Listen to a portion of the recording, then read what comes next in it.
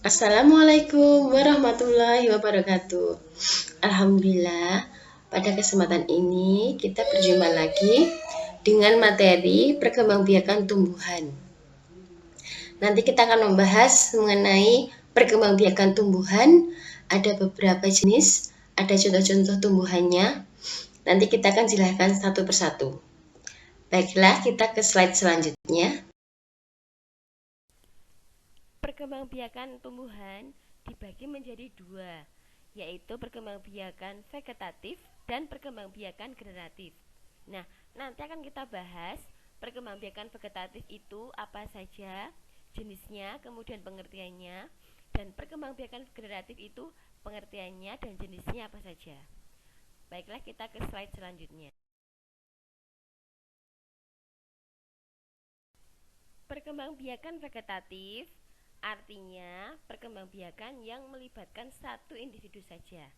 Nah, pada perkembangbiakan vegetatif ini, tumbuhan itu tidak memerlukan pasangan atau tumbuhan itu tidak memerlukan jantan atau betinanya karena dia hanya satu individu saja. Jadi tidak memerlukan pasangan atau tidak memerlukan jantan atau betina. Jadi dia hanya melibatkan satu individu saja. Nah, itu adalah pengertian dari perkembangbiakan vegetatif. Perkembangbiakan vegetatif itu nama lainnya bisa aseksual atau. Nah, tadi sudah saya jelaskan ya bahwa perkembangbiakan vegetatif itu sering disebut dengan istilah aseksual atau tidak kawin. Artinya apa? Artinya tumbuhan itu tidak membutuhkan pasangan. Artinya dia berkembang biak itu dengan sendiri atau satu individu saja. Nah, itu adalah pengertian dari perkembangbiakan vegetatif pada tumbuhan. Nah, sedangkan pada perkembangbiakan generatif itu perkembangbiakannya yang membutuhkan atau melibatkan dua individu, baik itu jantan ataupun betina. Nah, pada tumbuhan itu biasanya terjadi pada bunga. Artinya apa? Artinya pada bunga itu terdapat jantan sebagai yaitu benang sarinya, kemudian betina yaitu putik. Jadi membutuhkan jantan dan betina, benang sari dan putik. Nah, itu adalah pengertian dari perkembangbiakan generatif pada tumbuhan. Nah, kalau tadi pada perkembangbiakan vegetatif sering disebut dengan aseksual. Nah, di sini perkembangbiakan generatif pada tumbuhan itu sering disebut dengan istilah seksual atau kawin. Artinya memerlukan jantan dan betina agar menghasilkan individu baru atau menghasilkan keturunan baru. Nah, disitulah perbedaannya antara yang vegetatif dengan yang generatif. Selanjutnya kita akan membahas mengenai vegetatif. Vegetatif tadi dibagi menjadi dua, yaitu vegetatif alami dan vegetatif buatan. Nah, nanti akan dijelaskan apa itu vegetatif alami. Vegetatif yang terjadi secara sendiri atau terjadi secara alamiah. Artinya tidak dibantu oleh manusia. Sedangkan vegetatif buatan itu adalah vegetatif yang dibantu atau dibudidayakan oleh manusia. Jadi perbedaannya, kalau yang alami itu terjadi secara alami atau sendirinya, kalau yang buatan itu terjadi karena bantuan manusia. Perkembangbiakan vegetatif alami artinya perkembangbiakan yang melibatkan satu individu saja yang terjadi secara alami atau tanpa dibantu oleh manusia. Nah, perkembangbiakan vegetatif ini selain hanya melibatkan satu individu saja dan tidak dibantu oleh manusia, contoh tumbuhannya pun banyak sekali. Jadi nanti kita akan bahas satu persatu apa saja contoh dari vegetatif alami, kemudian contoh tumbuhannya, nanti akan kita bahas satu persatu.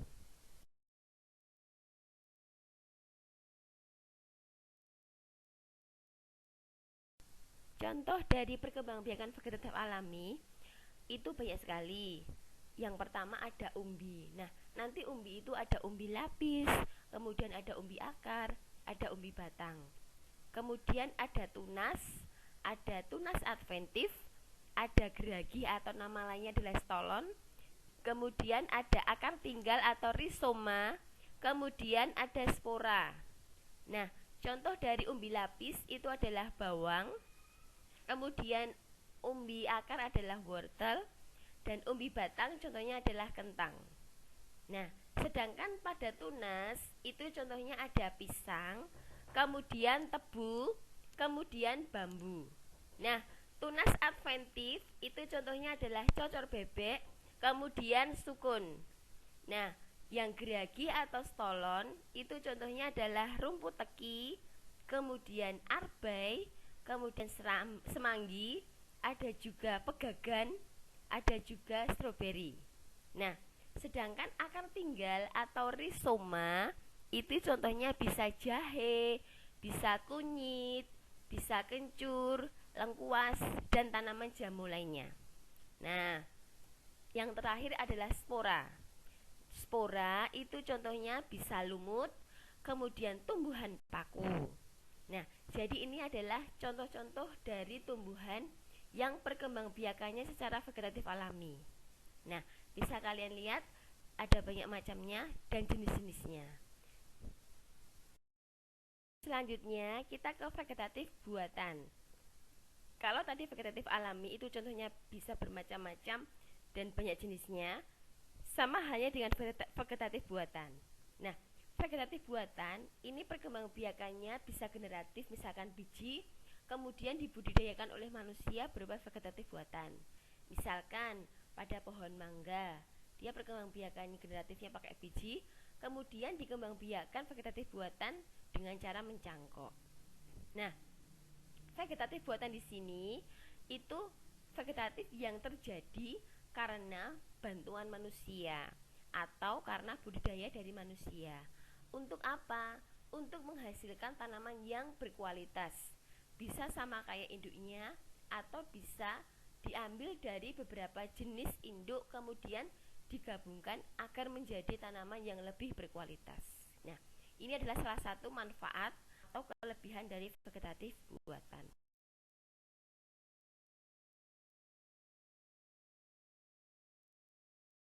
Berikutnya, kita akan membahas mengenai contoh perkembangbiakan dari vegetatif buatan. Nah, di sini ada banyak jenis dari vegetatif buatan ya. Bisa kalian lihat. Yang pertama ada mencangkok, kemudian ada okulasi atau menempel, kemudian ada stek, kemudian ada merunduk, terus ada sambung pucuk, dan kemudian mengenten. Nah, mencangkok itu berarti mengambil bagian yang ada kambiumnya, kemudian dikasih tanah, kemudian nanti akan tumbuh menjadi tumbuhan yang baru.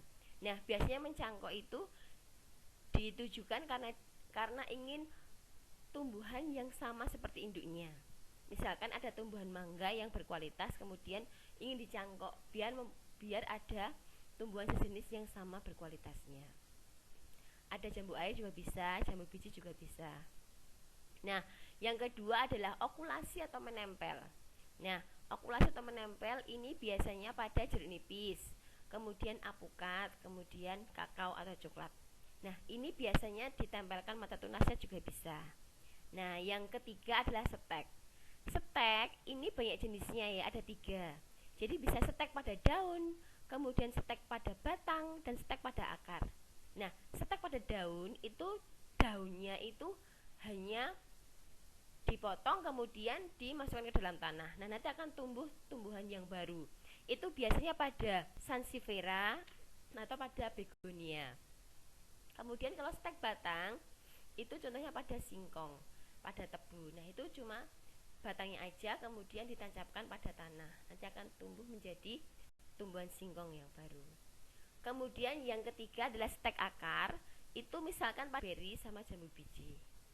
Nah, contoh yang lain dari vegetatif buatan itu ada merunduk. Merunduk itu adalah proses perkembangbiakan vegetatif buatan dengan cara merundukkan tumbuhan, kemudian dimasukkan tanah. Nah, nanti akan tumbuh menjadi tumbuhan baru.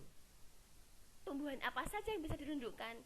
Itu contohnya pada apel, kemudian pada alamanda, pada melati. Nah, tumbuhan yang lain misalkan pada sambung pucuk. Nah, sambung pucuk itu contohnya pada tanaman hortikultura, pada pegunungan bisa ya. Yang terakhir adalah mengenten. Mengenten contohnya pada pohon mangga.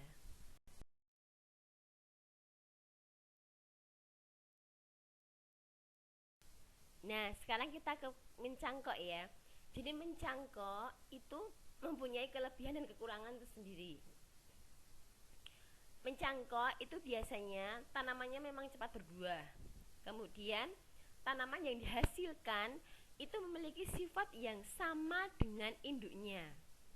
Nah, misalkan mangganya manis, kemudian besar, nah itu biasanya juga tanamannya akan sama dengan induknya. Nah, kemudian apalagi dapat menghasilkan tanaman baru dalam jumlah yang banyak. Jadi dengan mencangkok itu lebih cepat. Jadi jumlahnya lebih banyak ya, lebih perkembangannya itu lebih cepat daripada dengan menunggu biji. Tetapi mencangkok juga ada kekurangannya. Apa saja?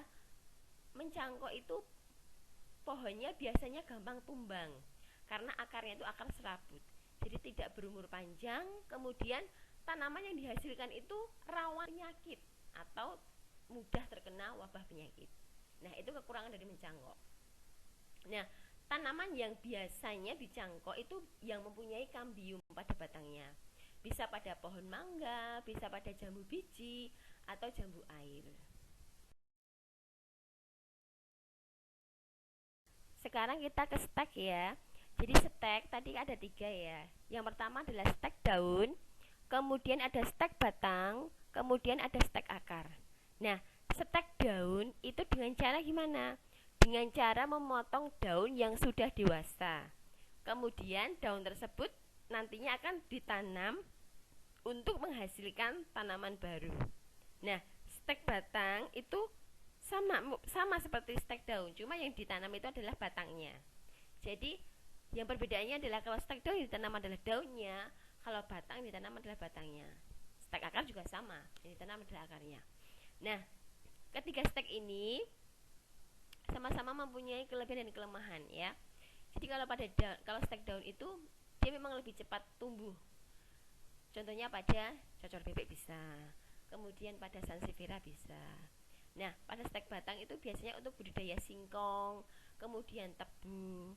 Nah, stek akar itu untuk budidaya stroberi. Nah, jadi ini dimanfaatkan oleh manusia untuk dibudidayakan agar lebih cepat dikembangbiakan daripada yang secara alami.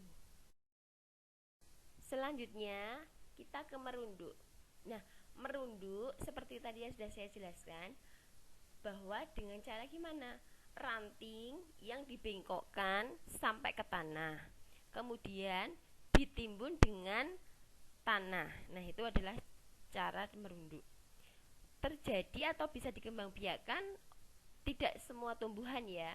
Jadi ini yang bisa adalah apel, kemudian alamanda, yang bisa dikembangbiakan atau bisa dibudidayakan dengan cara merunduk. Perkembangbiakan selanjutnya adalah dengan cara mengenten. Nah, mengenten ini yaitu menggabungkan 2 jenis tanaman yang berbeda dengan bagian bawah dan bagian atas. Nah, bagian bawah itu akar dan pokok batang ya, yang berasal pada satu tanaman. Nah, itu adalah contoh mengenten. Selanjutnya kita ke sambung pucuk. Sambung pucuk itu adalah teknik penyambungan batang atas dengan batang bawah yang nantinya akan menghasilkan tanaman baru. Jadi tujuan dari sambung pucuk itu adalah menghasilkan tanaman baru yang lebih baik dari kedua jenis induknya. Jadi misalkan ada tumbuhan yang buahnya besar, kemudian kurang manis, disambung pucuk dengan buah yang kecil tapi manis. Nah, nanti akan menghasilkan buah yang besar dengan rasa yang manis. Nah, itu adalah manfaat dari sambung pucuk. Nah, selesai pembahasan tentang vegetatif buatan dan vegetatif alami. Selanjutnya kita akan membahas mengenai perkembangbiakan generatif. Nah, kalau pada perkembangbiakan vegetatif tadi hanya melibatkan satu individu saja tanpa ada jantan dan betina, pada perkembangbiakan generatif ini melibatkan dua individu, yaitu jantan dan betina. Pada tumbuhan, perkembangbiakannya terjadi pada bunga. Nah, pada bunga itu tepatnya pada putik dan benang sari. Nanti akan kita jelaskan bahwa putik itu adalah alat kelamin betina dan benang sari adalah alat kelamin jantan. Nanti akan kita jelaskan mengenai penyerbukannya, kemudian hasil dari penyerbukan dan lain sebagainya. Pada bunga itu ada dua alat kelamin, yaitu alat kelamin jantan yang disebut dengan benang sari dan alat kelamin betina yang disebut dengan putik. Nah, pada perkembangbiakan bunga ini, perkembangbiakannya akan terjadi pada putik dan nanti istilahnya itu adalah namanya penyerbukan, ya. Nanti kita akan jelaskan mengenai apa itu penyerbukan, kemudian jenis-jenisnya, kemudian perantaranya, kemudian gambar-gambar bunga dan sebagainya akan kita jelaskan satu persatu. Nah, di sini ada gambar bunga ya. Kelihatan ya. Jadi bunga itu mempunyai bagian-bagian bunga yang sangat banyak sekali ya. Mulai dari mahkota bunga, kemudian ada kepala sari, ada benang sari, ada kepala putik, kemudian ada tangkai putik. Nah, ada kelopak bunga, kemudian ada dasar bunga, ada bakal biji, dan juga ada tangkai bunga. Jadi, bagian-bagian bunga ini mempunyai fungsi dan kegunaan sendiri-sendiri.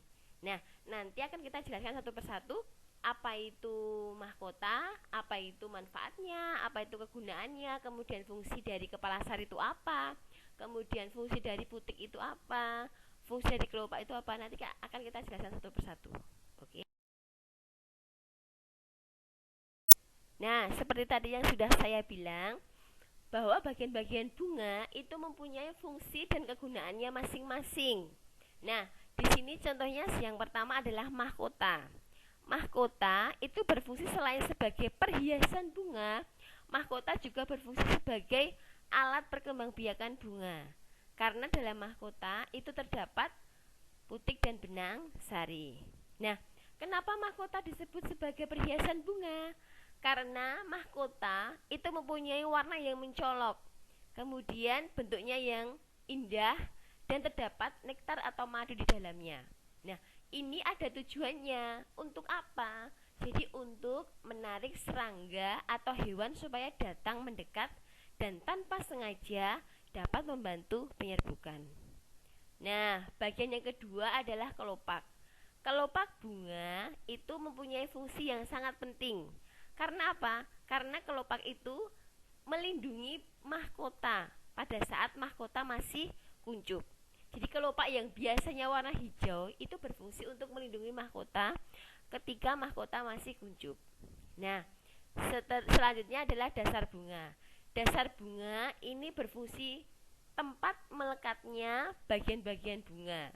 Jadi tempat melekatnya bagian-bagian bunga itu terdapat pada dasar bunga.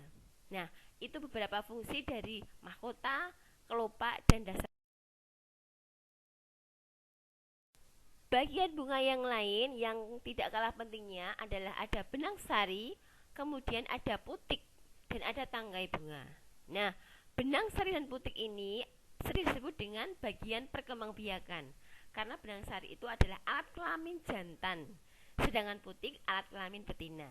Nah, kalau putik dan benang sari itu bertemu, maka akan terjadi penyerbukan, kemudian terjadi pembuahan, dan akan terbentuk individu baru atau bakal biji. Tangkai bunga itu fungsinya menghubungkan atau sebagai penghubung antara bunga dengan ranting. Nah, itu adalah fungsi dari benang sari, putik, kemudian tangkai bunga.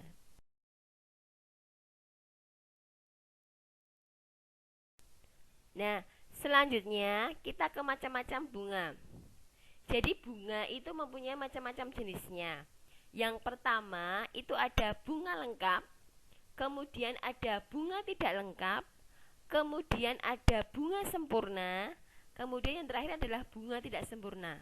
Nah, perbedaannya apa saja? Bunga lengkap itu yang apabila satu bunga itu terdapat adanya kelopak, kemudian ada mahkota, ada putik, dan ada benang sari. Nah, itu disebut dengan bunga lengkap. Sedangkan bunga tidak lengkap itu apabila dalam satu bunga itu tidak ada salah satu bagian-bagian bunga. Bisa tidak ada kelopaknya, bisa tidak ada mahkotanya. Nah, itu disebut dengan bunga tidak lengkap. Sedangkan bunga sempurna itu apabila pada satu bunga itu terdapat dua alat perkembangbiakan, yaitu ada benang sari dan ada putik. Nah, jadi itu disebut dengan bunga sempurna. Nah, kalau yang bunga tidak sempurna, itu berarti dalam satu bunga itu hanya ada satu alat perkembangbiakan saja. Bisa cuma ada putik atau benang sari saja. Nah, contoh pada bunga lengkap itu pada bunga anggrek. Kemudian bunga tidak lengkap ada bunga asoka. Kemudian kalau bunga sempurna itu ada bunga sepatu. Dan kalau bunga yang tidak sempurna itu contohnya adalah bunga pepaya sama bunga pada pohon salak. Perbedaan dari bunga yang sempurna dan bunga lengkap itu apa saja? Nah, kalau bunga lengkap itu berarti ditandai dengan adanya benang sari, putik, kemudian perhiasan bunga yaitu mahkota, kemudian kelopak dan jenis lain dan bagian tubuh bunga lainnya. Nah, kalau bunga sempurna itu ditandai dengan adanya benang sari sama putik dalam satu bunga. Jadi itu perbedaannya ya antara bunga sempurna dan bunga lengkap. Jadi dapat disimpulkan ya bahwa bunga lengkap itu merupakan bunga sempurna. Sedangkan kalau bunga sempurna itu belum tentu termasuk dalam bunga lengkap. Maksudnya gimana? Nah, jadi dalam bunga lengkap itu pasti ada bunga sempurna. Karena bunga lengkap itu terdiri dari mahkota, kelopak, benang sari, putik, tangkai, kemudian dasar bunga. Nah, sedangkan pada bunga sempurna itu dikatakan sempurna kalau ada benang sari dan putik. Nah, jadi belum tentu bunga sempurna itu termasuk dalam bunga lengkap. Tapi kalau bunga lengkap itu sudah pasti termasuk bunga sempurna. Nah, selanjutnya kita akan membahas mengenai penyerbukan ya. Jadi penyerbukan itu terjadi pada bunga. Nah, penyerbukan itu apa? Penyerbukan itu adalah jatuhnya serbuk sari ke kepala putik. Jadi ketika serbuk sari itu jatuh baik secara tidak sengaja dibantu oleh serangga, hewan, angin ataupun perantara lain, nah jatuh pada kepala putik itu akan terjadi penyerbukan. Kemudian nanti akan terjadi pembuahan dan akan tumbuh menjadi bakal biji, kemudian individu baru dan tumbuh menjadi tumbuhan baru. Nah, itu adalah perjalanan dari penyerbukan, perkembangbiakan, pembuahan. Penyerbukan itu sendiri dibagi menjadi dua. Yang pertama adalah penyerbukan berdasarkan perantaranya. Yang kedua adalah penyerbukan berdasarkan asal serbuk sari. Jadi nanti perantaranya itu misalkan diperantarai oleh manusia, kemudian hewan, kemudian angin. Nah, kalau asal serbuk sari nanti bisa jadi dari tumbuhan lain atau tumbuhan itu sendiri. Jadi nanti akan kita bahas mengenai macam-macam penyerbukan ini.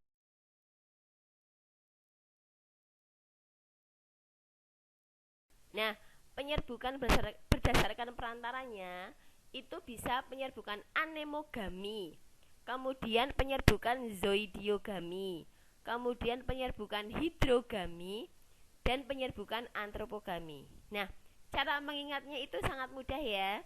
Jadi kalau anemogami itu berarti dibantu oleh angin. Sedangkan zoidiogami, zo itu berarti dibantu oleh hewan.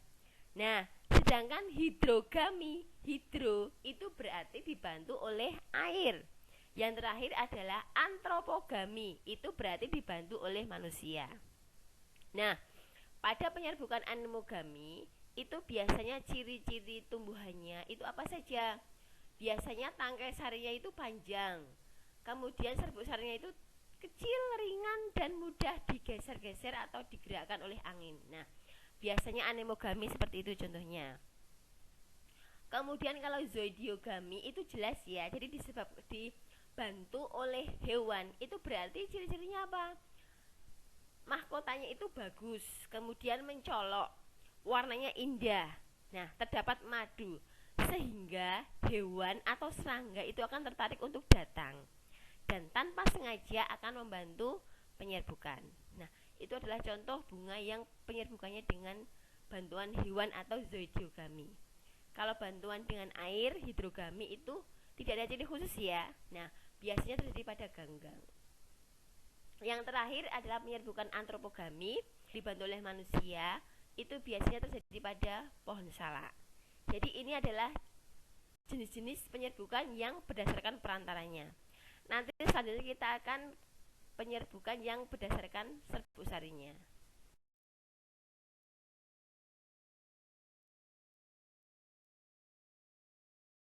Nah, ini adalah penyerbukan yang berdasarkan asal serbuk sarinya. Jadi dibagi menjadi 4 ya. Ada penyerbukan autogami, kemudian penyerbukan geitonogami, kemudian penyerbukan alogami, dan terakhir penyerbukan hibridogami. Nah, cara mengingatnya gampang sekali. Autogami itu berarti sendiri. Artinya apa? Artinya apabila serbuk sari itu jatuh ke kepala putik bunga itu sendiri. Nah, itu disebut dengan penyerbukan sendiri atau autogami. Yang kedua adalah penyerbukan geitonogami. Nah, geitonom berarti apa? Penyerbukan dengan istilah penyerbukan tetangga. Artinya apa? Artinya apabila serbuk sari jatuh ke kepala putik bunga lain tetapi masih dalam satu pohon. Nah, itu disebut dengan penyerbukan geitonogami atau penyerbukan tetangga. Yang ketiga adalah penyerbukan alogami atau penyerbukan silang. Nah, apabila serbuk sari itu jatuh ke kepala putik bunga lain, pohon lain, tetapi masih satu jenis atau masih sejenis. Nah, itu disebut dengan penyerbukan silang atau alogami. Penyerbukan yang terakhir apa? Penyerbukan hibridogami atau penyerbukan bastar. Nah, ini terjadi apabila serbuk sari itu jatuh ke kepala putik bunga lain, pohon lain, jenis lain, tapi masih dalam satu varietas. Begitu ya. Jadi ini adalah penjelasan dari penyerbukan yang berdasarkan asal serbuk sarinya. Nah, ini adalah gambar dari penyerbukan yang berasal dari asal serbuk sarinya ya. Itu ada penyerbukan sendiri atau autogami. Jadi serbuk sari itu jatuh ke kepala putik bunga itu sendiri. Kemudian yang kedua ada penyerbukan tetangga atau geitonogami. Jatuhnya itu ke kepala putik bunga lain tapi masih satu pohon. Itu ada penyerbukan silang. Berarti apa? Jatuhnya ke kepala putik bunga lain, pohon lain, tapi masih satu jenis. Yang terakhir pada penyerbukan bastar atau hibridogami itu berarti penyerbukan yang serbuk sarinya itu jatuh ke kepala putik bunga lain, pohon lain, jenisnya lain, tapi masih satu varietas. Nah, itu adalah pengertian dari penyerbukan bastar. Sekian dulu penjelasan dari saya mengenai perkembangbiakan tumbuhan, baik itu yang vegetatif, generatif, penjelasannya tentang pengertiannya, kemudian contoh-contohnya. Nah, bila ada salahnya saya mohon maaf. Wassalamualaikum warahmatullahi wabarakatuh.